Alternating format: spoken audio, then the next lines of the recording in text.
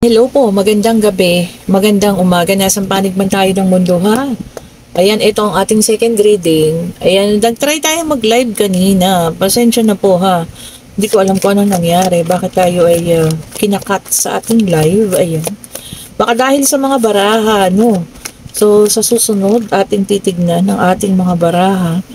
Kasi medyo naghigpit po ang ano ngayon ha, YouTube sa mga salita, sa mga, alam niyo yan, na mga censored, ano, na mga kung ano man. So, pasensya na po ha. Itatry ulit natin sa linggo. Ang saya pa naman. Ang dami pang tanong doon. Gusto ko pang sagutin, ano. Muli po, pasensya. Ayan.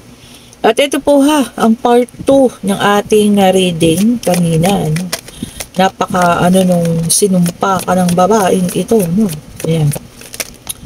Grabe. So, tingnan natin kung ano ang part 2 nito. Okay. Sige. So, meron tayong 9 of Cups. Meron tayong Queen of Wands. Meron tayong 5 of Swords. Meron tayong 8 of Swords. Okay po, ha? Sa ating first layer ng 4 spread cards. Ayan. So, tignan natin. Maraming salamat po sa lahat ng mga nagpa-reading, ha? Talagang yung iba, napakalakas ng energy. Opo, talaga naramdaman ko. Meron namang iba may kalungkutan. Ayan. Yung iba sobrang lakas po. Talagang napaka-hype, no? Sobrang hyper. Kaya parang pakiramdam ko ngayon po, hyper pa rin. Parang ganun. Oh. Nasagap po ang kanilang mga enerhiya. So, meron tayong Page of Cups. Ayan. Tingnan pa nga natin, ha. So, ito po ay yung part 2. Ano ba yung title lang kanina? Sinusumpa ka niya. Yun ano. So, tignan natin kung ano nang pangyayari dito. Tignan natin po, ha? Yan. Kung bakit. At anong kanyang ano? Rason. Rason. Bakit na kailangan gawin yun? Nakuha niya naman po ang gusto niya. Hindi po ba? Naagaw niya naman. Ang kaso nga lang ngayon, parang anong taong ito,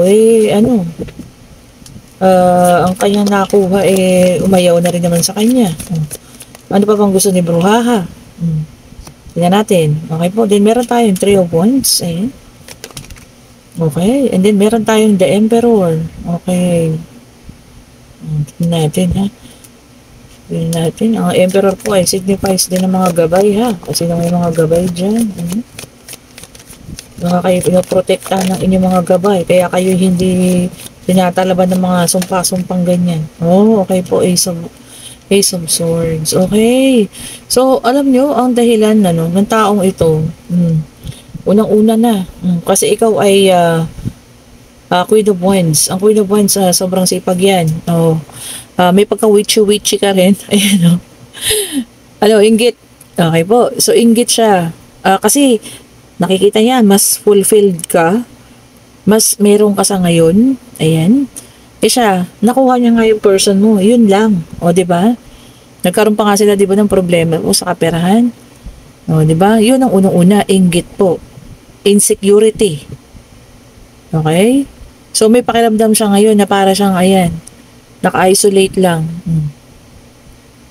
Alam mo ba na ito pong taong ito ay, ang tawag dito, bantay sarado ka sa mga post mo. Yun pa, isa nakakagigil sa kanya. Yung post mo na magaganda Oh. Pero kasalanan mo ba yun? Isa yun ang magandang nangyayari sa buhay mo. Gusto mo i-celebrate, di po ba? So, ayun po. At yun nga, kasi ito pa isa ha, nakatalikod ka na Kumbaga hinayaan mo na sila Moving forward ka na. Ang gusto niya kasi yung nagmumukha kang kawawa. Di ba? Kaya itong babaeng ito, sobrang insecure po. Sobrang insecure. And kahit pa paano, excuse me po ha, kahit pa paano, itong mga cups mo, napupuno na. Ibig sabihin po, nagkakaroon na rin sumasagana sa financial ha. Tingnan nyo ha. At marami din, mga offer din. So, Latina ka ngayon, ang ganda mo. Ibig sabihin, marami din po nagkaka-interest. Kaya yun yung mga niya grabe, itong babaeng ito, nakuha mo na Bakit nakukuha mo pang, di po ba? Magaganyan pa. And hindi niya po matanggap na kahit na nakuha niya yung person mo, ikaw pa rin. Ikaw at ikaw pa rin ang sinisigaw ng puso ng person mo. Ayun yung pakiramdam niya po ay talunan. So, this is Five of Swords. Kita nyo ha, natalo. So, yun ang pakiramdam niya. So, gumagawa ng kung ano man na hindi maganda, no? Para lamang makasakit sa'yo. Kasi yun na lang yung ano niya last resort niya. Hindi naman ito makakalapit sa'yo po eh. Takot din naman ito eh. Yung mga physical na away, hindi niya pa magagawa yun. Kaya nga parang nakakulong siya eh. Oh. So, yun lang yung magagawa niya. Sumpa-sumpain ka, magsalita ng mga pangit na salita, ganyan. Sana manlasing ka, ganun. Yun na lang po, ha. Kaso hindi ka tinatalaban. Sabi ko nga, ang ilan sa inyo may gabay. Ayan, ng Panginoon, ayan. Maaari po talagang meron ding gabay or meron kayong mga namayapa na talagang kayo binabantayan hanggang ngayon, ha. Ayan, may gabay po. So, kahit ano yan, hindi tatalab sa inyo, no. And meron tayong Ace of Swords. Talagang ikaw ngayon ay punong-puno ng pagbabago para sa sarili, ha. Yun muna ang inyong pinaka-focus sa inyo po. Kumaga, wala kayong pakialam sa kanila, wala kang pakialam sa kanya, magsalita ka ng kung ano-ano, kagatid mo, buto mo, sa sobrang inggit mo. O, di po ba? So, di ba? Nakakatuwa kapag ka nagbiro ang ating tadhana, turn of events, kumaga pag-ikot ng mga kapalaran, ano. Alam ko dumating sa mga panahon na talaga po naman na nakikita nila na yung ikaw talagang sobra-sobra yung sakit na nararamdaman mo sa mga nangyari, no? Sobra-sobrang pain. Siyempre tuwan-tuwa siya noon. Ikaw ba naman nakasakit ka ng tao nakaagaw ka O, di ba? Masayang-masaya siya noon. Kaso bumaliktad. O, di ba? Ngayon wala kang pakialam. O, di ba? Ngayon sarili lang talaga. O. Sobrang insecure niya, sobrang galit niya. Ayan, ayan, ang mga dahilan niya. So, ayan po ha. Sobrang pagkainggit kung ano ka man ngayon. Siguro, ang ganda mo ngayon. Sexy. Maraming nagkaka-interes. Maraming nagpapalipad hangin. Di ba? And then, eto tayo, meron tayong fire sign. Aries, Leo, and Sagittarius. 6 of Wands, kaso naka-reverse. Nawala na siya ng confidence. Sabi niya, lack of confidence daw. So nawala. Talagang nawala kasi unang-una, nang agaw ka lang ng tao. Ang kaso, itong taong ito may paggising at gustong bumalik dun sa taong totoong mahal niya. Ano ka ngayon? Di po ba? Pero masakit. Yun po ang realidad. Di ba? Yun ang katotohanan na hindi niya kayang tanggapin.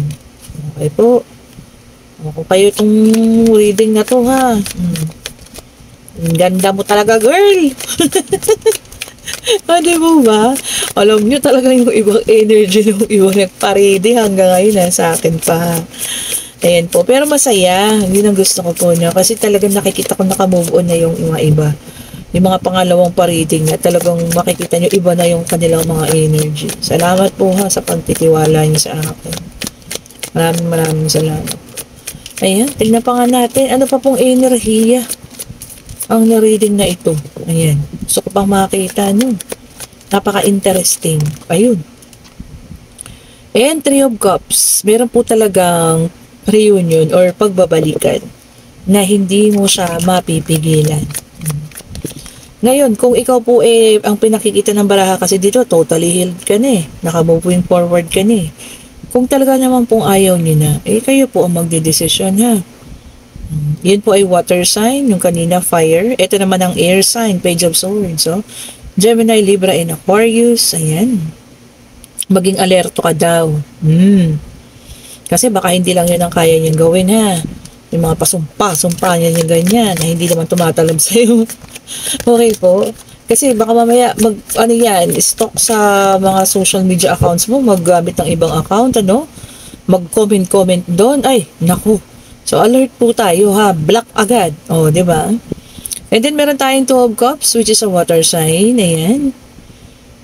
Mutual kasi yung attraction ninyo nung ex mo. Kumbaga, same. Kung ano nararamdaman mo, siya rin pong nararamdaman niya ha.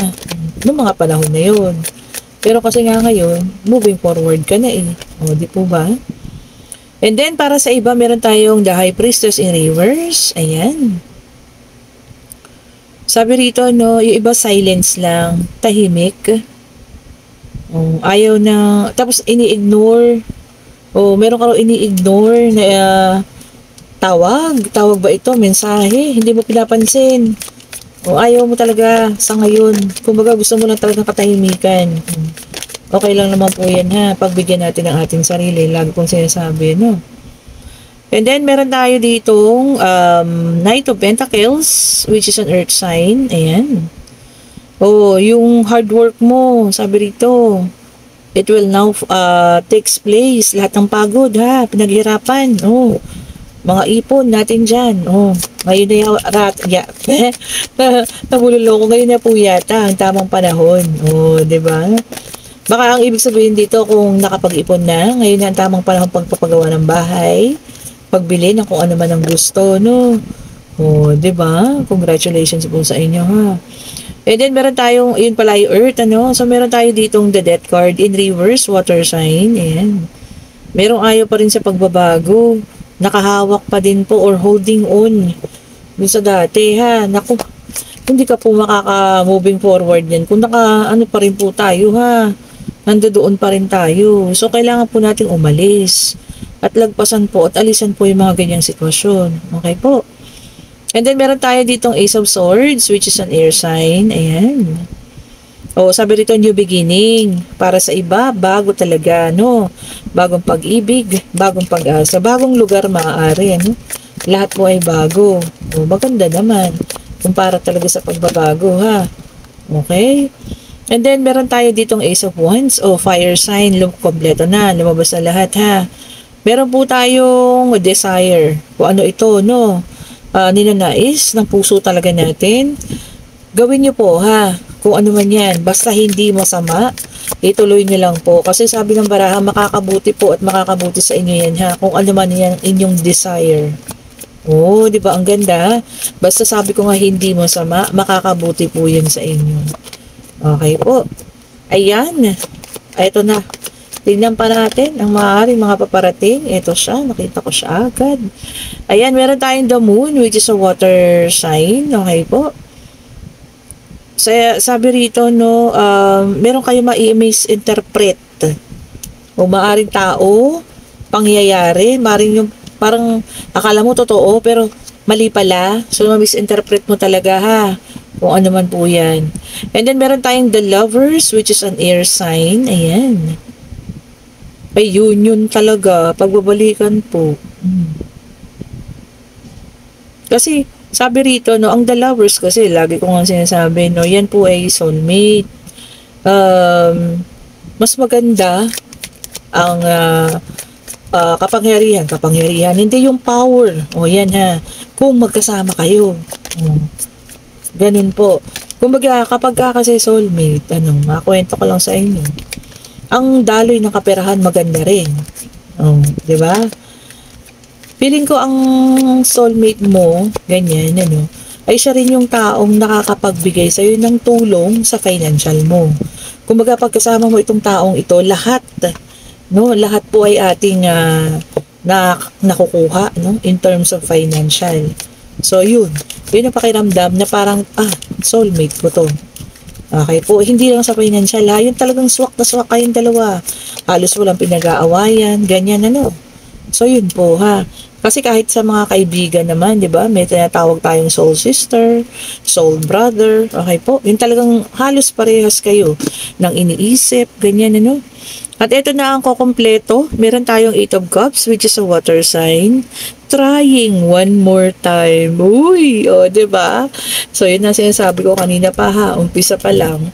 Kung magbabalik man itong taong ito at mag-uumpisa kayong mali, kayo po ang mag-de-decision. Okay po. And, alam nyo, sa palagay ko lang, ha, hindi titigil naman si Bruha hanggat nakikita niya ang nandiyan ka sa buhay ng lalaking ito. Okay po. Kasi, masidhing galit, ang nararamdaman niya na po, Okay po, masidhing galit. Okay, pwede na kayo magtanong sa mga nabitin kanina, ha. Yes and no card na ito. Ayan. Sa live ko kanina, pasensya na po ulit, ha. Hindi ko talaga ginusto yun. Pwede pong pangyayari. Ayan. Pwede pong love. Pwedeng financial. Kung ano man ito. Itanong nyo na. Ayun na po. Lumabas. Sa ngayon po ay hindi pa. At meron po dito, ha, yung iba sa inyo, sobrang dependent ninyo sa isang tao, Maaaring ito po ay person ninyo na sobrang nakadepende sa inyo o ikaw nakadepende sa kanya na paaring nade-depress ka kung hindi siya sumasagot sa chat mo, hindi siya nagaganon ano. Yun po, sobrang dependent na. So minsan kailangan na nating magbigay din ng kahit kaunting ano lang po, space. Kasi pangit po yun ha. Yung sobrang nakadepende na yung buhay niyo sa ibang tao. Talagang kailangan kung ano yung sasabihin niya, yun. Huwag po ganun ha. Okay? So mamuhay tayo. Namuhay naman tayo dati ng tayo lang. Ayan. Mamuhay po tayo na may sarili tayong desisyon. Okay? And kung nagugustuhan niyo yung ating reading, pa-like, pa-share, pa-subscribe, and hit the notification bell para lagi kayong updated sa ating mga bagong videos na nire-release.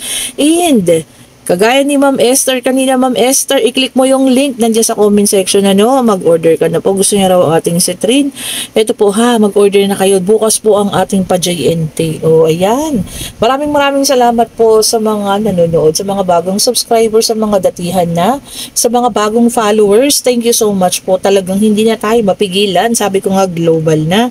Maraming salamat po sa nagpa-reading kanina, sa mga tiwala niyo po ha. Sa mga nasatisfy sa mga reading natin, maraming salamat po sa inyo. Pa-share, pa-like, and hit the notification bell. Ayan po, para lagi kayong updated sa mga bagong videos na ating i-release. Thank you so much po ulit. Happy Thursday. Good night po sa lahat. Ewan ko kung makakatulog ako dahil ang taas ng energy ko ba. Bye-bye po sa inyo ha. Bye-bye po.